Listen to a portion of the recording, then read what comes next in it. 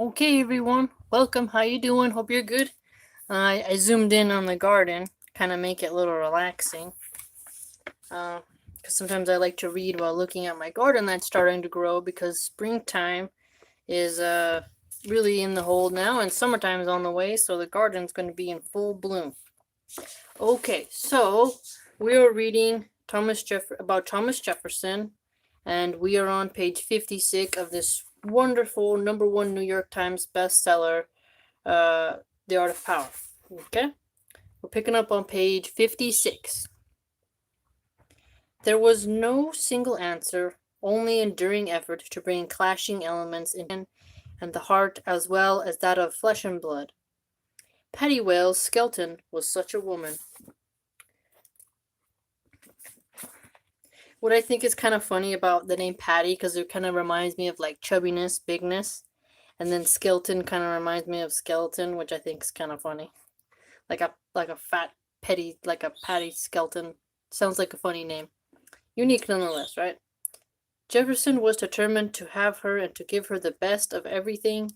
He was even briefly interested in his own aristocratic heritage in the old world.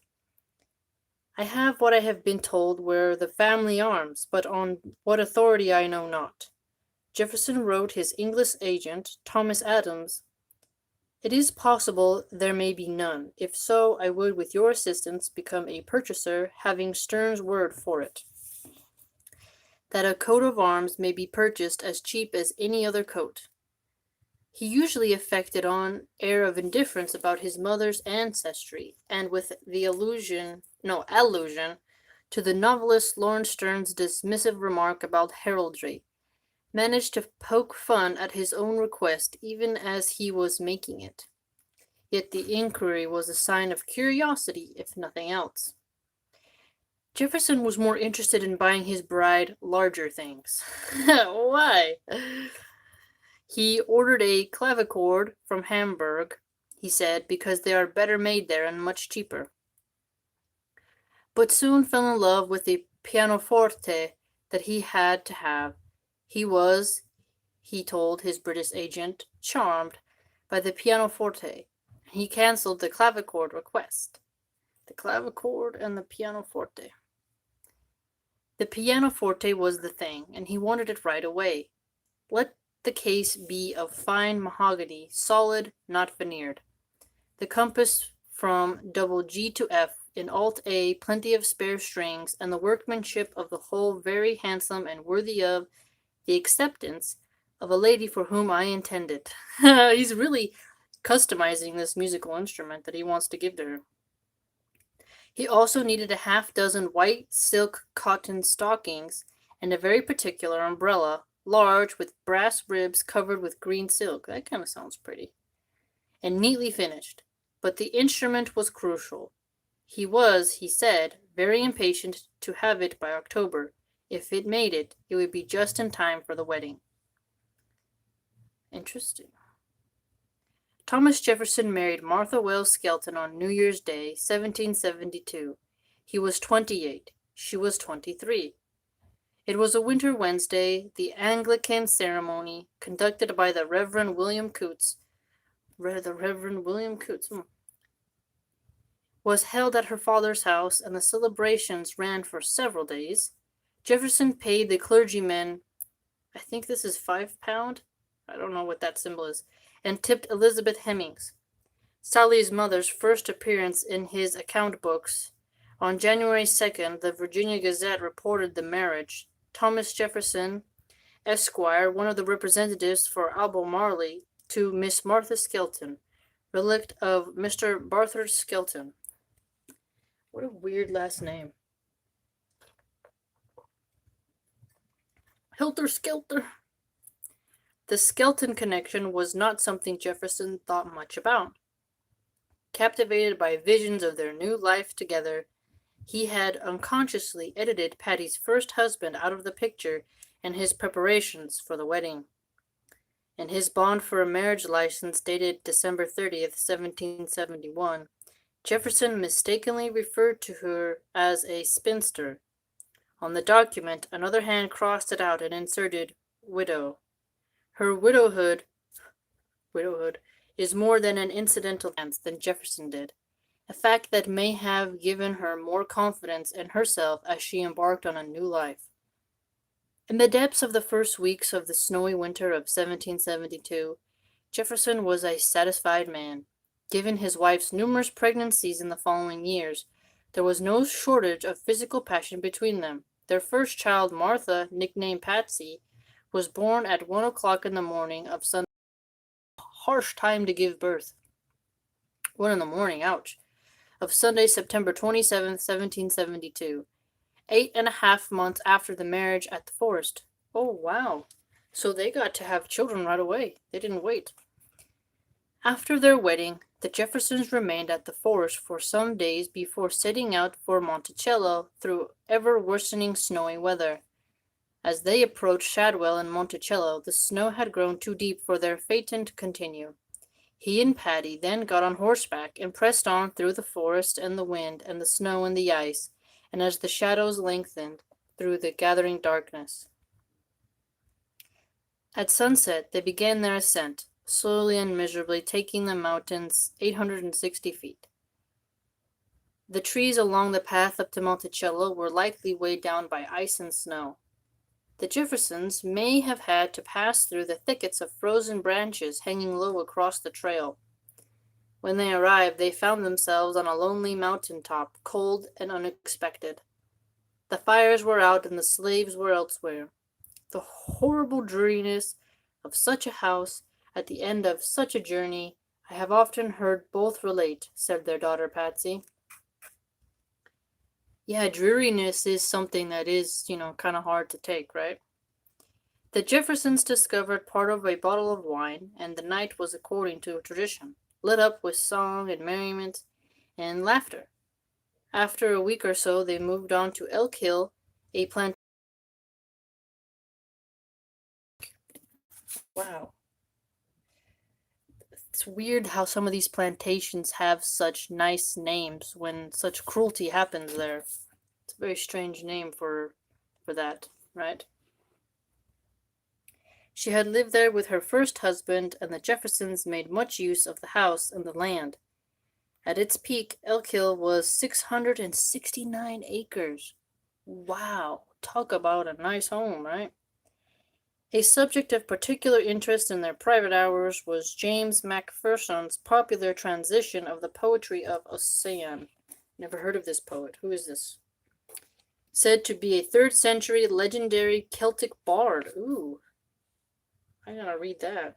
He was not. The poems were in fact written largely by Macpherson and passed off as ancient verse. The tender and the sublime emotions of the mind were never before so finely wrought up by human hand. Jefferson said in 1770, I am not ashamed to own that I think this rude bard of the North the greatest poet that has ever existed. I mean, I don't think there's the greatest poet that's ever existed. I mean, there's lots of great poets, but I mean, there's different styles of poetry, so I mean, do we really have to compare them and just pick one, Monticello is often seen as Jefferson's retreat from the world. He himself spoke of it in such terms.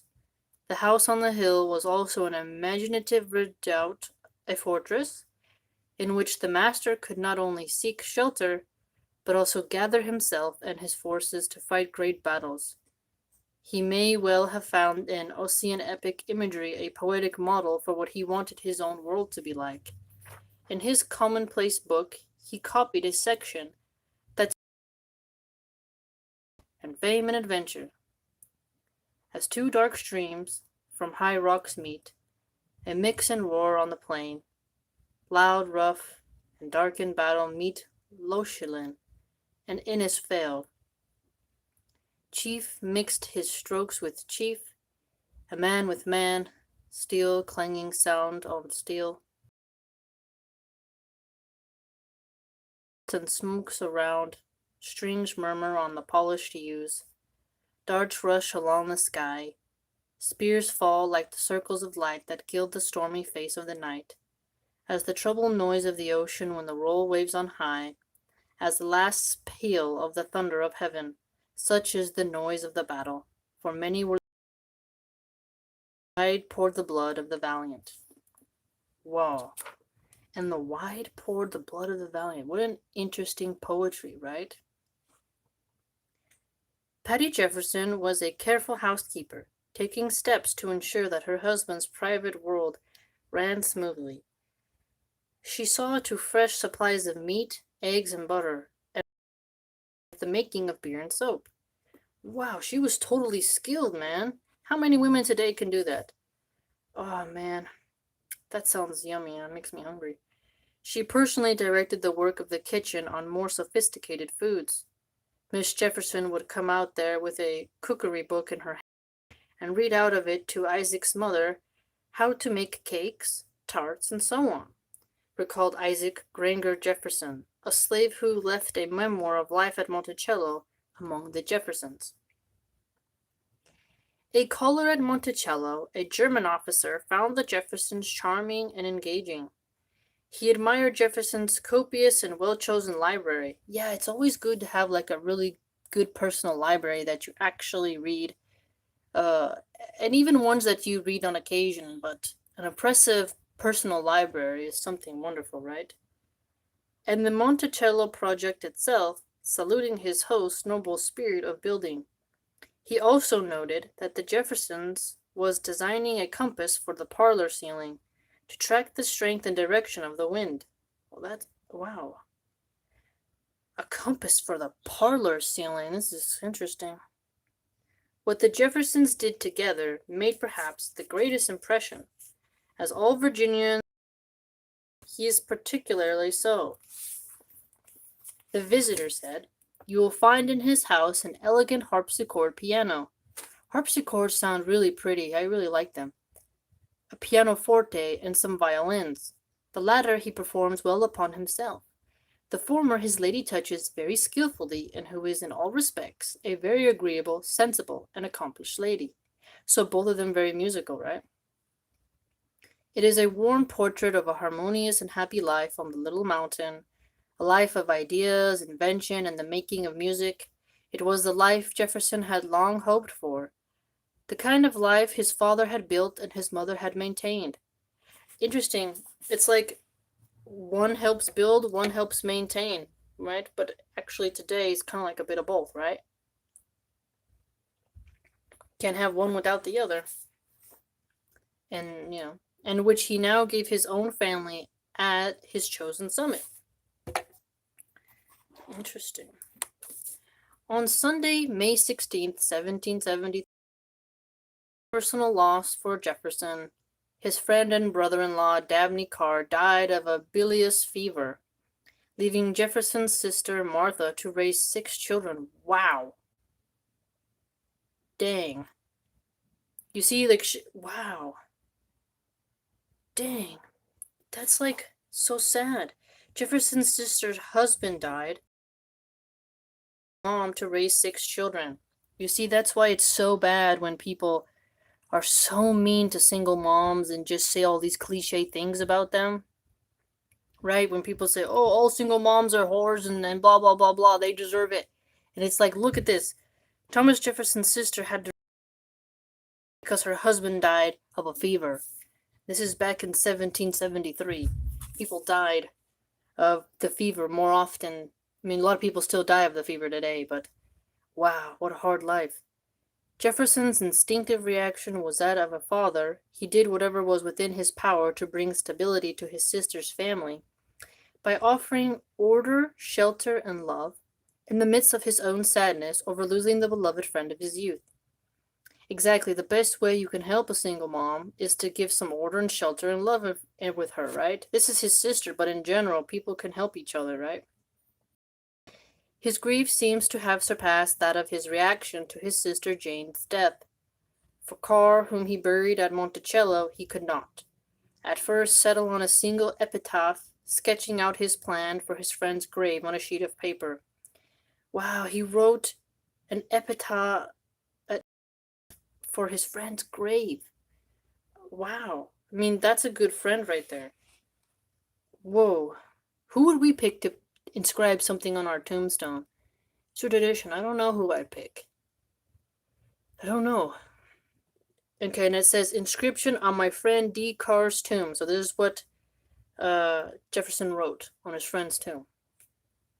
Lamented shade, whom every gift of heaven profuse, a temper winning mild, nor pity softer, nor was truth more bright, constant in doing well, he neither sought nor shunned applause, no bashful merit sighed, near him neglected, sympathizing he wiped off the tear from sorrow's clouded eye, with kindly hand, and taught her heart to smile. Mallet's excursion. Wow, that's a very endearing thing to leave on your friend's tombstone.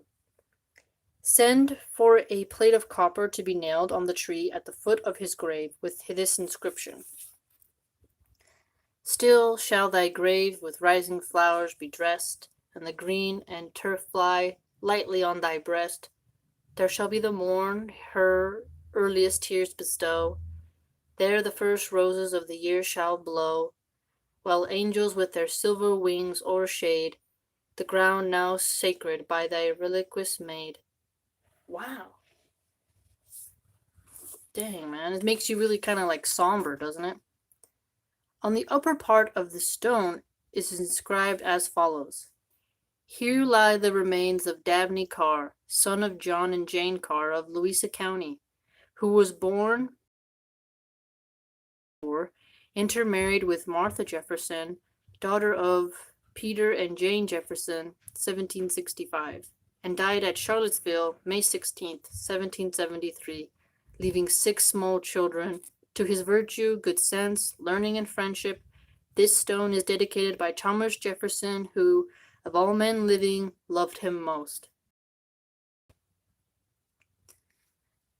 I would be if I read that, I'd be so sad. It's important, the whole purpose of writing on the tombstones, lets the people know who was this person. They can be walking by and maybe see it and reflect upon their own life. That's one of the benefits of going to a cemetery, is you realize the finitude of life. While Jefferson struggled with his father, on Friday, May 28, 1773, John Wells died, leaving a heavily indebted estate. That's not good. If you die in debt and your estate is only gonna be ooh, that's not good. Patty Jefferson did not hesitate to move Elizabeth Hemings and the Heming Wales children, Patty's half-siblings, from the forest to Monticello in the wake of her father's death.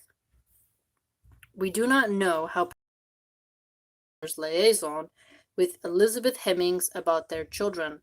Within the limits of the world in which she lived, however, we do know that Patty chose to protect the Hemings family by keeping them together after Wales' death and by bringing them into the domestic sphere she had shared with her husband and child. His family was to be forever intertwined with Jefferson's and with Monticello. Elizabeth Hemings' son, Robert, whom Jefferson called Bob, replaced Jupiter to Jefferson's body servant until Jefferson left for France in 1780s. Jupiter, that's the Zeus god.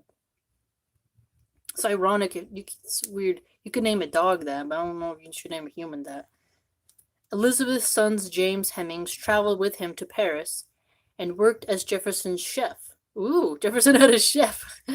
Another son, John Hemings, often spelled Hemmings, became an accomplished joiner and cabinet maker, crafting furniture, interior moldings, and a landau four-wheeled carriage design. Ooh, Jefferson designed his own freaking carriage, man. Jefferson now had charge over 3 branches of his or his wife's family. There was his own wife, Patty, and their infant daughter. There was his sister and his nieces and nephews. And in connection no one could acknowledge, there was his wife's father's concubine, oh Madonna, Elizabeth Hemings, and his wife's half-siblings, including Sally Hemings. One man, Thomas Jefferson, stood at the center of this eclectic universe. He was the master of Monticello, a burgess of Virginia, a lawyer of note, and he was about to become a central leader and defining voice of a revolutionary nation an armed rebellion against the world's greatest empire. Wow. Tell him, Jefferson. All right, we'll cut it off here because the next section's finally gonna get into the revolutionary part of Jefferson's life, which is literally. I'll talk to y'all later, fam. Okay? Have a good quarantine.